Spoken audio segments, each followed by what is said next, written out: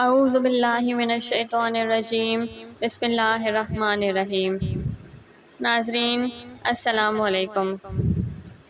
Video شروع کرنے سے پہلے میری آپ تمام لوگوں سے گزارش ہے کہ ایک مرتبہ حضور نبی کریم صلی اللہ علیہ وآلہ وسلم کی ذات بابرکت پہ محبت اور عقیدت سے درود پاک کا تحفہ پیش کر دیجیے۔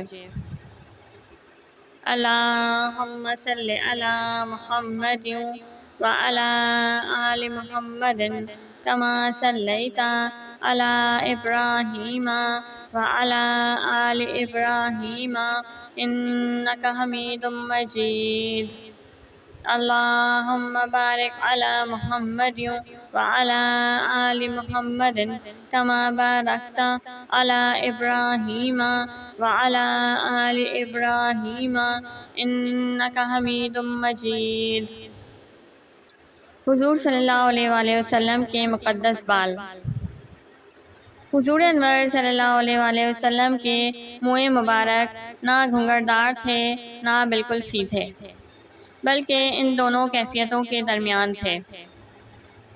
آپ صلی اللہ علیہ وآلہ وسلم کے مقدس بال پہلے کانوں کی لو تک تھے، پھر شانوں تک خوبصورت گیسو لٹکتے رہتے تھے، مگر حجۃ الوداع کے موقع پر آپ نے اپنے بالوں کو اتروا دیا۔ آپ صلی اللہ علیہ وآلہ وسلم اکثر بالوں میں تیل بھی ڈالتے تھے اور کبھی کبھی کنگھی بھی کرتے تھے، اور اخیر زمانے میں بیچ سر میں مانگ بھی نکالتے تھے۔ آپ صلی اللہ علیہ وآلہ وسلم کے مقدس بال آخر عمر تک سیاہ رہے۔